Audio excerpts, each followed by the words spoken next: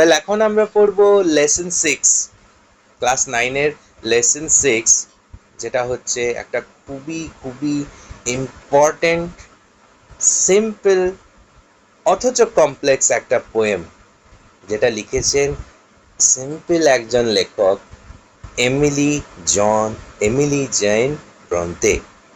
Emily Jane Bronte, ঠিক আছে? Emily gen ব্রন্তের লেখা কবিতাটার নাম একটু যদি আমরা নোট করি, তো নামটা আর কবিতার প্রথম লাইন যেটা, সেটা সেম, যেটা নাম হচ্ছে কি, mild the mist upon the hill. Mild মানে হচ্ছে পাতলা, যে বস্তুর ঘনত্ব মানে ডেন্সিটি, ঘনত্বটা পুরু নয়, পাতলা।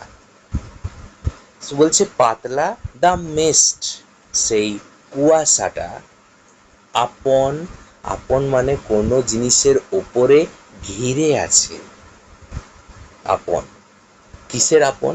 না দ্য হিল, পাহাড় বা পর্বতের ওপরে ঘিরে থাকা সেই পাতলা কুয়াশাটা। এটা লিখেছেন এমিলি জন ব্রন্তে। তো এমিলি জন ব্রন্তে নিয়ে একটু জানা হোক। এমিলি জন ব্রন্তে নিয়ে এখানে বলা হয়েছে যে Emily Jane Bronte was an English poet and novelist. তিনি একজন ইংরেজি লেখিকা এবং নোভেলিস্ট, একজন উপন্যাসিক। Best remember for her only novel, যিনি বিখ্যাত তার একমাত্র নোভেলের জন্য, একমাত্র উপন্যাসের জন্য, যেটার নাম হচ্ছে উইদারিং হাইটস, যার নাম হচ্ছে উইদারিং হাইটস। এই নামটা সত্যি খুব বিখ্যাত। অ্যাজ এ এমএ স্টুডেন্ট আমাদের মানে এটা টপিকেও পড়ানো হয়েছে, and I am glad enough যে আমি এটা পড়তে পেরেছি, আমি এটা নিজেও পড়েছি। খুব উইটি আর খুবই দারুণ একটা সমাজের কনসেপ্টকে এখানে তুলে ধরা হয়েছে উইদারিং হাইটসের মধ্যে, আর সিম্পলভাবে সেটা পোর্ট্রে করা হয়েছে। No complications, no allegations, no figure of speech, anything. হ্যাঁ, ফিগার অফ স্পিচ ইউজ হচ্ছে, সেটা খুবই সরল আর সাবলীলভাবে, কোনো কমপ্লিকেশন নেই এনার মধ্যে, যেটা অবশ্যই তোমরা হয়তো দেখতেই পাচ্ছ। এতটাই তিনি সিম্পলি পোর্ট্রে করেছেন যে তেনার মানে একটা কবিতার কমপ্লিকেটেড নামকরণ করারও ক্ষমতা নেই, বা হয়তো যেটা মনে করা হয় অনেক সময় যে নামকরণ করার সময় হয়তো তিনি ছিলেন না, তিনি কেবল মন খুলে কবিতা লিখেছেন এবং লিখেই গেছেন। যদি তার লাইফ স্প্যানটার দিকে আমরা দেখি, 1818 খ্রিস্টাব্দ থেকে 1848 খ্রিস্টাব্দ, মানে হার্ডলি তিনি 30 বছর মতো বেঁচেছিলেন। তো এইটুকু লাইফ স্প্যানে তিনি হয়তো মেবি লিখে গেছেন কিন্তু নামকরণ করতে পারেননি, এরকমও হতে পারে, অনেকেই মনে করে। যাই হোক, আমি আমাদের লেখিকা নিয়ে কিছু বলবো না এখন, যদিও লেখিকা নিয়ে একটুকু জানা দরকার, কেননা আমাদের যিনি লেখিকা তিনি এই জন্যই বিখ্যাত আর এই জন্যই সিম্পলি লিখতে পছন্দ করতেন, কারণ প্রথমত তিনি একজন শিক্ষিকা ছিলেন, আর দ্বিতীয়ত এমন একজন শিক্ষিকা যার ফর্মাল এডুকেশনটা বাড়িতেই শুরু হয়েছিল। হোম টিউটর থেকে তিনি শিক্ষা লাভ করেছিলেন, প্রপারলি কোনো স্কুল বা কলেজ বা নিয়মগণ্ডির মধ্যে থেকে তিনি শিক্ষা গ্রহণ করেননি। তিনি অত্যন্ত গরিবও ছিলেন, আর দুর্ভাগ্যবশত কম বয়সে তিনি মারা গেছেন, দেখতে পাচ্ছি যেটা আমরা। তিনি লিখতে খুব পছন্দ করতেন, তার খুব প্রিয় কাজ হতো লেখালেখি করা। তিনি যখনই সময় পেতেন লিখতেন, লেখালেখি তার প্রচণ্ড প্রিয় ছিল। ওয়েল, এই হচ্ছেন আমাদের লেখিকা। এবার লেখিকা বলছি, আশা করি বুঝতে পারছো কেন, কারণ এমিলি জেন ব্রন্তে একজন স্ত্রী পুরুষ, মেয়ে মানুষ, ঠিক আছে? তো যাই হোক, আমরা এখন কবিতায় আসি। কবিতার যেটার নাম হচ্ছে mild the mist upon the hill, আর সৌভাগ্যবশত এটাই কবিতার প্রথম line. So let's start the poem. First stanza. Mild the mist upon the hill, telling not of storms tomorrow. No, the day has wept its fill, spent its store of silent sorrow. Oh, I am gone back to the days of youth. I am a child once more, and neath my father's sheltering roof, and near the old hall door, I watch this cloudy evening fall after a rain of rain, after a day of rain. Blue mists, sweet mists of summer fall, the horizon's mountain chain. The dam stands in the long green grass as thick as morning tears, and dreamy scents of fragrance pass that breathe of other years. পুরো পোয়েমটাই আমি excited হয়ে পড়ে ফেললাম, sorry for that. So let's come to the first.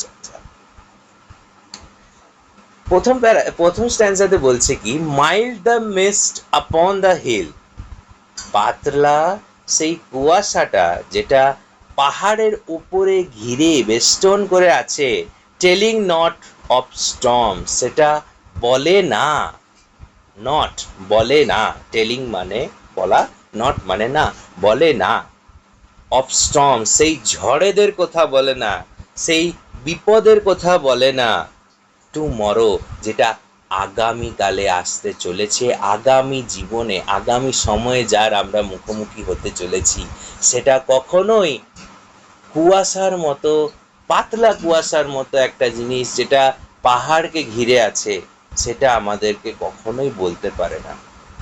এমনিতে কুয়াশা কিন্তু অনেক বিপদের কারণ হয়ে দাঁড়াতে পারে, কিন্তু পাহাড়ের উপরে থাকা এই যে পাতলা কুয়াশাটা, সেটা যেটা এতটাই সুন্দর একটা দৃশ্য, এত মনোরম একটা সিনারি, সেটা দেখে আমাদের এখানে ন্যারেটর বা কথক বলছেন কি বা মনে করছেন কি, যে এই রকম মিষ্টি একটা জিনিস, এই রকম সুন্দর একটা সিন কখনোই আমাকে আগামী আগত বিপদ, ঝড় নিয়ে কখনোই আমাকে আভাস দিতে পারে না, কখনোই বলতে পারবে না, পারে না।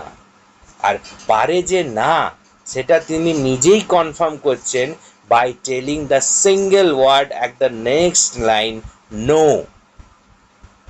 থার্ড লাইনের প্রথম ওয়ার্ডটাতে তিনি নোটা জোরে আর একটি ওয়ার্ডে বলে এটাই বোঝাতে চাইছেন যে হ্যাঁ, এত সুন্দর মতো একটা পাহাড়ের উপরে থাকা পাতলা কুয়াশা জিনিসটা কখনোই আগত ঝড় বা কালকের ঝড় বা আগামীকালের বা আগামী সময়ের যে বিপদ, সেটা নিয়ে আমাদের আভাস দিতে পারে না, বলতে পারে না, কখনোই না, no.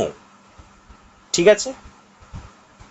The day has wept, পুরো দিনটা কেঁদেছে, ওয়েপ্ট মানে কাঁদা, ফুপিয়ে ফুপিয়ে কাঁদা, যেটাতে আওয়াজ হয় না, কেবল অশ্রুধারা বেরোয়। দ্য ডে হ্যাজ ওয়েপ্ট, দিন কেঁদেছে, পুরো দিনটা কেঁদেছে, ইটস ফিল, এটাকে ভর্তি করার জন্য, এটাকে তৈরি করার জন্য, কাকে, এই পাতলা কুয়াশাটাকে, পুরো দিন এই পাতলা কুয়াশাটাকে তৈরি করেছে। স্পেন্ড ইটস স্টোর, কাটিয়েছে এটা সঞ্চয় করতে, কে, দিনটাই, অফ সাইলেন্ট সরো, এই যে নীরব আর দুঃখটা, এই নীরব দুঃখটাকে, এই যে মেষটাকে বলছে নীরব দুঃখ, সেটা নীরব দুঃখ, সেটা কিন্তু সারা দিন ধরে স্টোর করেছে, সঞ্চয় করেছে, আর সারা দিন ধরে কেঁদে এটাকে তৈরি করেছে। আচ্ছা, সাইলেন্ট সরো মানে কি বলা যায়? বেসিক্যালি সাইলেন্ট সরো বলতে এখানে সেই কুয়াশার আগের যে শিশিরের মুহূর্তটা, বা হয়তো পাহাড়ি অঞ্চলে তার আগে যে বৃষ্টিপাতের মুহূর্তটা, সেটাকে বলা হয়েছে। এবার সেটাকে বৃষ্টিপাতের থেকে এখানে আমি শিশিরের কথাটাকে সাইলেন্ট স্বর হিসাবে তুলে নেব। কেন? কারণ বৃষ্টি যখনই পড়ে আওয়াজ করেই পড়ে, সেটা নীরবে কখনো হয় না। তাহলে বলছে কি, এই যে সেকেন্ড লাইনে দিন, সারা দিন যে কেঁদে এটাকে তৈরি করেছে, কুয়াশাটাকে, সেটা কিভাবে তৈরি করেছে না শিশিরের জল। সারা দিন ধরে শিশিরের জল জমা হয়েছে ঘাসে, আর শিশিরের জল জমা হচ্ছে, তার মানেই এটা প্রমাণ যে ওই এলাকাটা ঠান্ডা, আর ঠান্ডা হওয়ার জন্যই ওখানে কুয়াশা দেখা দিচ্ছে। ব্যাপারটা বুঝতে পারলেন? দ্য ডে, এখানে দিনটাকে মনে করা হচ্ছে যেন দিনটাই ওই ঘাসের বরাবর বসে থেকে কেঁদে কেঁদে সে জায়গাটাকে ভরিয়ে দিয়েছে তার শিশিরের জল দিয়ে। সাইলেন্ট সরো মানে এখানে শিশিরটাকে বলা হচ্ছে। আর শিশির যেহেতু পড়েছে ঘাসের ওপরে, সেই জন্যই কুয়াশা একটা তৈরি হয়ে গেছে পাহাড়ের উপরে, পাহাড়কে ঘিরে থেকে। বুঝতে পারলে? ক্লিয়ার? যদি বুঝতে না পারো আরেকবার প্লেব্যাক করে দেখে নিও, কঠিন লাগবে কিন্তু প্লেব্যাক করে আরেকবার দেখে নিও। So I move on to the next stanza. Next স্ট্যান্জাতে আমরা ন্যারেটরের মধ্যে একটা সাটল চেঞ্জ দেখতে পাচ্ছি, যে একটু বেশি এক্সাইটেড, একটু বেশি মানে কি বলবো, নস্টালজিক, মানে একটু কি বলবো, পুরনো দিনের কথা ওর হঠাৎই মনে পড়ে যাচ্ছে এই সিনটা দেখার পর। ন্যারেটর, এখন আমি যদি কথককে মনে করি, কথক বা ন্যারেটর মানে যিনি আমাদের এই কবিতাটা শোনাচ্ছেন, তিনি তাকে মনে করছি যেন কোথাও কোনো পাহাড়ের উপরে দাঁড়িয়ে আছেন, তার মন সত্যি ভারাক্রান্ত, মনটাকে তিনি খুশি করার জন্য হয়তো গেছেন, আর দাঁড়িয়ে যাচ্ছেন কোথায়, ঠিক সেইখানে দাঁড়িয়েছেন যেখানে পাহাড়ের ওপর হালকা কুয়াশা দেখা দিচ্ছে। আর কুয়াশাটা এসেছে কেন না, তার ঠিক আগেই ওই এলাকাতে প্রচণ্ড শিশির হয়েছে, আর শিশির পড়ার জন্যই এলাকাটা ঠান্ডা, আর পাতলা একটা কুয়াশা তৈরি হয়ে গেছে। এই যে সিচুয়েশনটা ন্যারেটর এনজয় করছে বা দেখছে, সেটা দেখাতে তার পুরনো দিনের একটা কথা মনে পড়ে যাচ্ছে। সো সেকেন্ড স্ট্যান্ডাতে সে নিজের পুরনো দিনের কথাকে তুলে ধরেছে এবং বলছে, oh I am gone back to the days of youth, আমি আমার যৌবনের দিনে ফিরে চলে গেছি। আই অ্যাম গন ব্যাক, আমি গেছি, ব্যাক ফিরে, টু দ্য ডেজ সেই দিনগুলোতে, অফ ইউথ আমার যৌবনের, সরি যৌবন বলা ঠিক হবে, হ্যাঁ যৌবন, কারণ কিশোর যদি বলি তার ইংরেজি হতো টিন, কিন্তু এখানে ইউথ করছি যৌবনে, আমি আমার যৌবনের দিনগুলোতে ফিরে যাচ্ছি, মানে আমি আমার ছোটবেলার দিনে ফিরে চলে যাচ্ছি। I am a child once more, আমি এখন আবার একটা বাচ্চা ছেলে বা বাচ্চা মেয়ে। জেন্ডার কিন্তু জানা হয়নি, আগেই বলে দিচ্ছি। আমরা জানি না কেউই যে গল্পটা আমাদেরকে শোনাচ্ছে সে ছেলে না মেয়ে, এইটুকু জানি যে এই সিনটা দেখে তার সেই ছোটবেলাকার কথা মনে পড়ে যাচ্ছে, সে নিজেকে আবার ছোট বাচ্চা হিসাবে দেখতে পাচ্ছে। অ্যান্ড অ্যান্ড তারপরে যে ওয়ার্ডটা আমরা অ্যাপোস্ট্রফি দিয়ে দেখতে পাচ্ছি, সেটা একটা পুরো ওয়ার্ড আছে যেটাকে ইংলিশে আমরা বলবো বিনিথ, BENEATH। এখানে বিই ওয়ার্ডটাকে বাদ দিয়ে অ্যাপোস্ট্রফি দিয়ে লেখা হয়েছে। এবার বলবো কেন লেখা হয়েছে। অ্যাকচুয়ালি ইংলিশে ছন্দ মেলানোর জন্য অনেক সময় কিছু কিছু ওয়ার্ডের সামনের একটা সিলেবেলকে আমরা স্কিপ করতে পারি, আর সেই স্কিপ করাটার পদ্ধতিটাই অ্যাপোস্ট্রফি দিয়ে এখানে দেখানো হয়েছে। এখানে অ্যাকচুয়াল ওয়ার্ডটা হচ্ছে বিনিথ, BENEATH, কিন্তু এখানে আমরা যখন ছন্দ মেলানোর জন্য বা স্পিডে যখন পোয়েমটা পড়বো, তখন আমরা বলবো অ্যান্ড নিথ, অ্যান্ড নিথ, এই যে অ্যান্ড নিথ, অ্যান্ড আর নিথ না একসাথে রেখে বলতে হবে and my father sheltering roof, কিন্তু নিথ না, ওটা অ্যাকচুয়ালি ওয়ার্ডটা হচ্ছে বিনিথ, ঠিক আছে। এবং beneath my father sheltering roof, এবং বিনিথ মানে নিচে বা কোনো এলাকার আন্ডারে, নিচে। And beneath my father's sheltering roof, আমার বাবার আশ্রয় দেওয়ার সেই ছাদটা, মানে বাবার যে বাড়িটা ছাদ, সেই ছাদটার তলে নিচে আমি আবার চলে গেছি। অ্যান্ড নিয়ার এবং কাছে চলে গেছি দ্য ওল্ড হল ডোর, সেই পুরনো হল ডোর, হল রুমটার কাছে, ঠিক আছে। এবার আমরা আসি থার্ড প্যারাতে, অর্থাৎ থার্ড স্ট্যান্ডাতে, যেখানে আচ্ছা প্রথম দুটো স্ট্যান্ডা নিয়ে একটু ব্রিফে বলি কি হলো।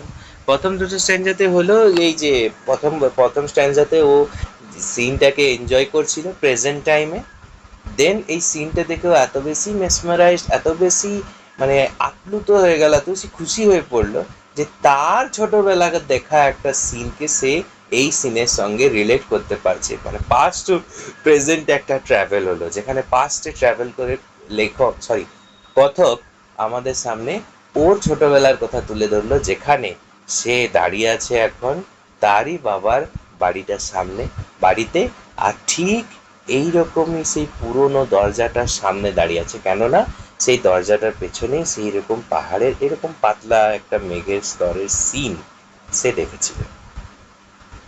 নাও ফর দ্য থার্ড স্ট্যান্ডাতে আমরা দেখব কি আবার তিনি প্রেজেন্ট ফর্মে ফিরে এসেছেন, তার ওই নস্টালজিয়া ফিল নেওয়ার পর এখন তিনি বর্তমান অবস্থায় আছেন। বর্তমান অবস্থায় থেকে বলছেন কি, আই ওয়াচ, আমি দেখি, দিস ক্লাউডি ইভিনিং ফল, এই মেঘে ঢাকা সন্ধেবেলাটা পড়ে, after a day of rain, একদিন বৃষ্টিপাত হওয়ার ঠিক পরেই এইরকমই কুয়াশার মেঘে ঢাকা সন্ধেবেলাটা আসে।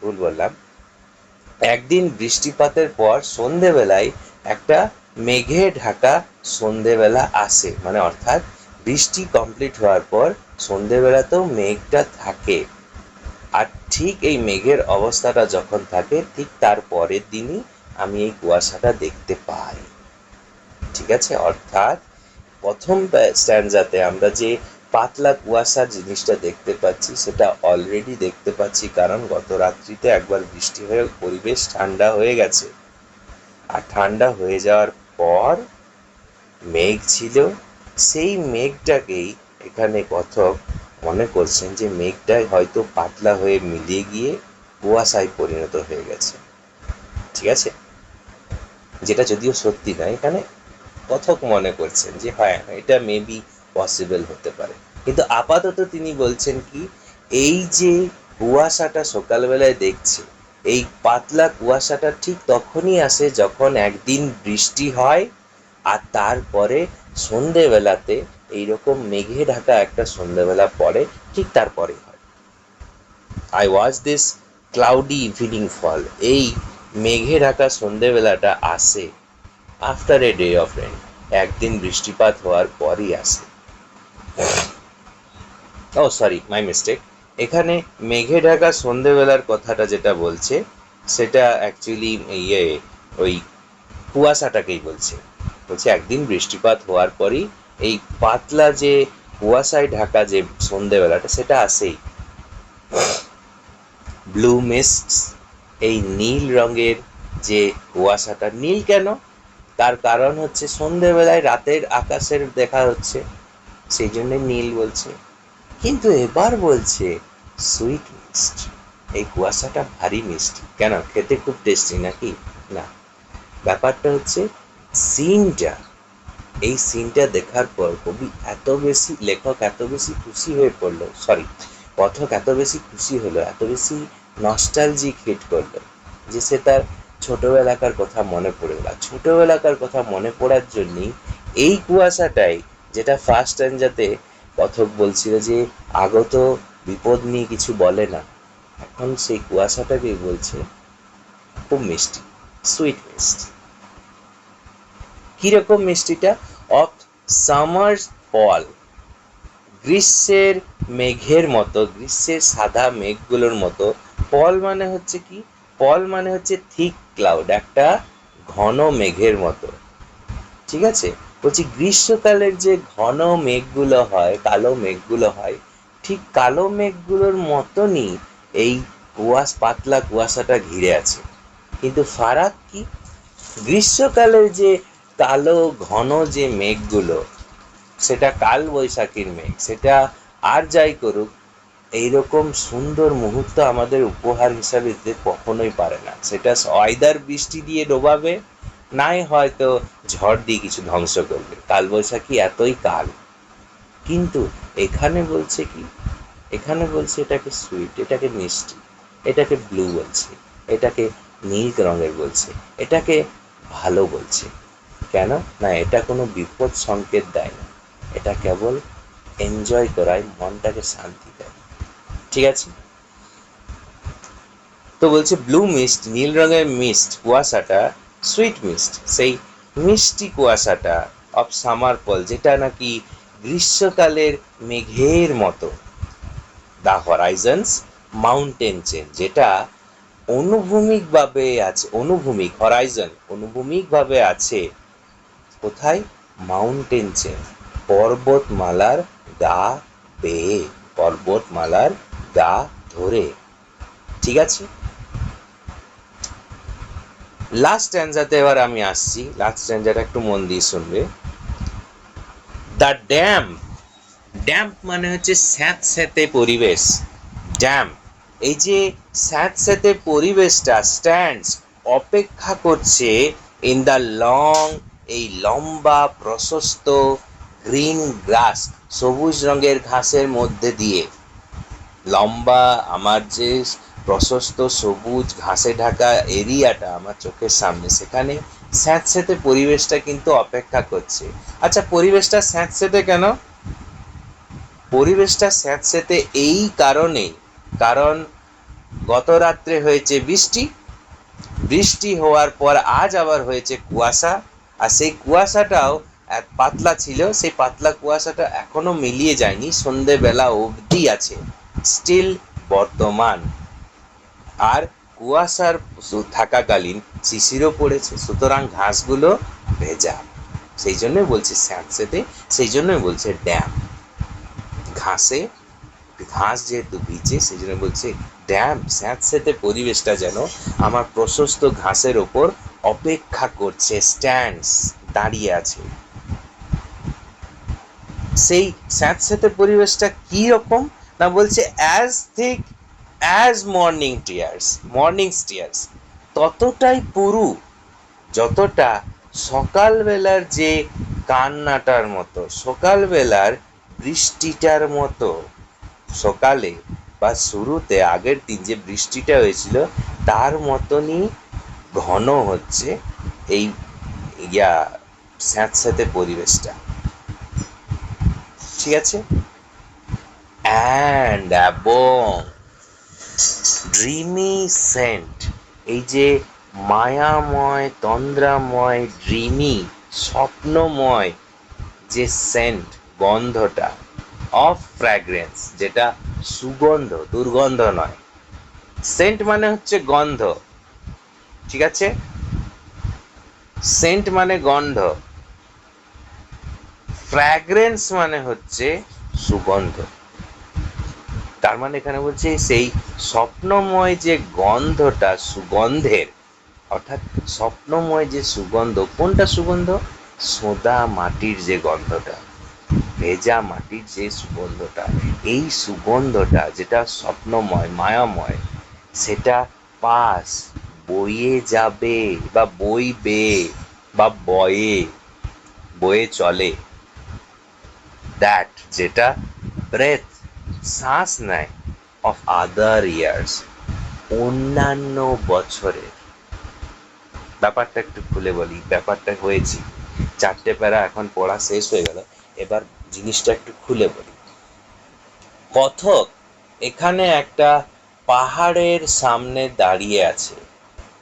কথক পাহাড়ের সামনে দাঁড়িয়ে আছে।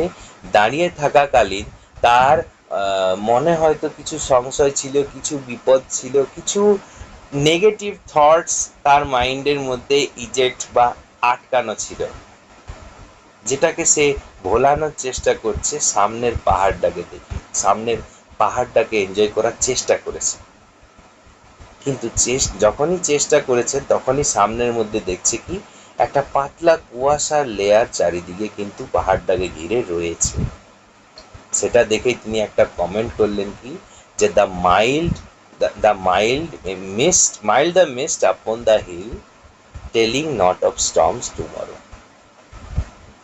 পাতলা সেই কুয়াশাটা, সেটা আগামী বিপদ বা আগামী ঝড়ঝাপটা নিয়ে তোমার কিছুই বলে না। এটা বলার পর তিনি আবার রিয়েলিটি ফিরে এলো, দিয়ে বললো নো, না, বলেই না। কেন না, বলছে সারা দিন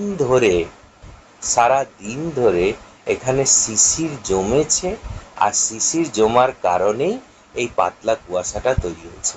আর শিশিরটাকে যেহেতু দুঃখের সঙ্গে তুলনা করছে, যে দুঃখটা নীরব দুঃখ, সাইলেন্ট সরো, স্বাভাবিকভাবেই সেই নীরব যে দুঃখটা, সেই দুঃখ থেকে যে জিনিসটা তৈরি কুয়াশাটা, সেটাও নিশ্চয়ই কোনো দুঃখের প্রতি ইঙ্গিত দেয়।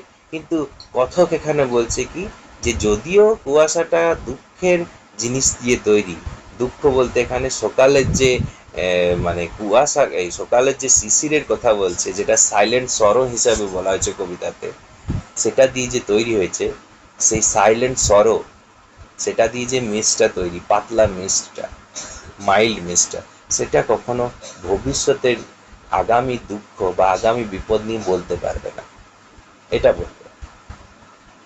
হঠাৎই এই কমেন্টটা করার পরেই সেকেন্ড স্ট্যান্ডাতে আমরা নোট করছি কথক নিজের ছোটবেলাকে মনে করছেন হঠাৎ করে। আর ছোটবেলাকে আমরা কখন মনে করতে বাধ্য তখনই হই যখন আমাদের চোখের সামনে এমন কোনো সিন আসে যেটা আমরা ছোটবেলাতে রিলেট করতে পারি, কিংবা এমন কোনো জিনিস যেটা আমাদের মনটাকে এত বেশি প্লিজ, এতটা বেশি খুশি, এতটা বেশি কাম, এতটা বেশি শান্ত আর আরাম দেয়, টেনশনের মাথাতে থাকা সত্ত্বেও এতটা বেশি আরাম দেয়, যে আমরা মাঝে মধ্যে ছোটবেলার কথা বলতে বাধ্য হই। উদাহরণ হিসাবে যদি এখনই তোমাকে বলি, আমি যদি রিসেন্টলি জিজ্ঞেস করি এখন ফুচকা তোমাদের এলাকায় ক টাকায় কটা পাওয়া যায়, সিম্পলি হয়তো অনেকেই বলবে 10 টাকায় 5টা, বা অনেকেই বলবে 10 টাকায় 7টা, অনেকেই বলতে পারো 10 টাকায় 6টা। কিন্তু যারা ফুচকা পছন্দ করে তাদের সামনে যদি তুমি এই প্রাইস ট্যাগটা শোনাও, ও সিম্পলি একবার না একবার হলেও তোমার সামনে বলতে বাধ্য হবে যে জানিস আমাদের ছোটবেলায় 1 টাকায় 2টা ফুচকা পাওয়া যেত, বা 1 টাকায় 4টে ফুচকা পাওয়া যেত। কেন? কারণ ফুচকা জিনিসটাকে সে অবজার্ভ করেছে, কিন্তু অবজার্ভ করার থেকেও সেটা কোনো মাইনে রাখে না, কারণ ফুচকাটাকে সে ভালোবেসেছে, ফুচকার টেস্টটাকে সে জানে, ফুচকা জিনিসটা কত সুন্দর, কত ভালো, সেই জিনিসটা সে তার ছোটোবেলা থেকে রিলেট করে আসছে। দ্যাটস ওয়াই সেই ছোটোবেলার কথাটা বলতে বাধ্য হলো। ঠিক সেমনি আমাদের কথকও এখানে দাঁড়িয়ে যে সিনটাকে উপভোগ করছে, আর উপভোগ যে করতে শুরু করেছে, তার যে ভালো লাগছে, তার সবচেয়ে বড় প্রমাণ সে ছোটবেলাতে ফিরে চলে গেছে, আর তার ছোটবেলার দেখা সিনের সাথে এই সামনের সিনটাকে ট্যালি করছে, দিয়ে আনন্দ উপভোগ করার চেষ্টা করছে, যেখানে সে স্পষ্টভাবে বলেছে, oh I am gone back to the days of youth and I am a child once again. আমি আবার একটা বাচ্চা ছেলে হিসাবে নিজেকে দেখতে পাচ্ছি, আর আমার চোখের সামনে দেখতে কাকে পাচ্ছি, এই সেম সিনটা যেটা আমি ছোটবেলায় দেখেছি, আমারই বাবার বাড়ির ছাদের নিচের থেকে, আমারই বাবার বাড়ি সে পুরনো হলরুমের দরজার সামনে থেকে দাঁড়িয়ে। এবার এই যে যখন মজা লাগতে শুরু হয়েছে, মজা যখন তার লাগছে, এনজয় যখন সিনটা করছে, তখন সে থার্ড স্ট্যান্ডাতে এসে আমাদের আসল কথাটা বলল, যে আমি এই রকম কুয়াশা প্রায়ই দেখি, আই ওয়াচ, আমি দেখি, মেবি হয়তো প্রায়ই দেখেছে কিংবা রেগুলারলি দেখেছে বা নর্মালি দেখেছে। কখন? আফটার আ রেন, সরি আমি লাইনটা ভুলে গেলাম, একবার দেখি। After a day of rain, একটা দিন বৃষ্টির পরেই, মানে বৃষ্টি হওয়ার একদিনের পরে আমি এই রকম পাতলা কুয়াশার মেঘটাকে পাহাড়ের সামনে দেখতে পাই। আর যে মেঘটা কেমন, নীল রঙের কুয়াশা দিয়ে তৈরি। আর সেই কুয়াশাটা কিরকম, যেটা নীল রঙের, সেটা খুবই এখন মিষ্টি লাগছে, because he or she or the narrator now enjoying this scene by his heart. ঠিক আছে? কিন্তু তা সত্ত্বেও এখানে দেখো, এই যে সামনের যে কুয়াশাটা দেখছি সেটাকে কিন্তু অলরেডি একটা তুলনা করে দিল কার সাথে? গ্রীষ্মের যে সামারের ফল, গ্রীষ্মের যে পুরু মেঘগুলো হয় তার সাথে। এবার গ্রীষ্মকালে পুরু মেঘ কিরকম হয় আশা করি আমাকে আর খুলে বলতে হবে না। গ্রীষ্মকালে সাধারণত মেঘ আকাশে দেখাই যায় না, যদি দেখা যায় সেটা খুব রেয়ার কেস যে সাদা মেঘ হবে, বেশিরভাগ ক্ষেত্রে সেটা কালো ঘন বৃষ্টির মেঘ হবে। আর গ্রীষ্মের যে মেঘ আসে, সেই গ্রীষ্মের মেঘ কিন্তু ক্ষয়ক্ষতি, গ্রীষ্মকালের যে মেঘটা হয় সেটা বেসিক্যালি কালবৈশাখীর ঝড়। আর কালবৈশাখী ঝড় যদি হয় সেটা আইদার হয় নাহলে ক্ষতির কারণ হবে। কিন্তু এই যে মেঘটা চোখের সামনে আমরা দেখতে পাচ্ছি সেটা মেঘই নয়, জিনিসটা কুয়াশা, যেটা পাতলা। আর এই কুয়াশাটাকে তিনি মেঘের সঙ্গে তুলনা করছে, গ্রীষ্মকালের মেঘের সঙ্গে তুলনা করছে, যে গ্রীষ্মকালের মেঘও এইরকমই সেম পাতলা হয়। পল মানে ঘন মেঘ, কিন্তু গ্রীষ্মকালের মেঘটাও অতটা ঘন হয় না বর্ষাকালের মতো, কিন্তু হয়। কিন্তু সেই মেঘটার থেকেও এই মেঘটা আলাদা কেন? না ওই মেঘটা বৃষ্টির কারণ হয়, ওই মেঘটা ক্ষয়ক্ষতির কারণ হয়, ওই মেঘটা ডিজাস্টার ডেকে নিয়ে আসে গ্রীষ্মকালে। কিন্তু আমার সামনে যে মেঘটা আছে সেটা মেঘ নয়, সেটা ব্লু মিস্ট, সেটা সুইট মিস্ট, যেটা আমি এনজয় করছি আমি এখন। কোথায়? যেটা পাহাড়ের হরাইজন, অনুভূমিক রেখা বরাবর পর্বত এলাকাটাই ঘিরে আছে। এবার নাও ফর দ্য লাস্ট অ্যান্সার, যেটা মোস্ট ইম্পর্টেন্ট।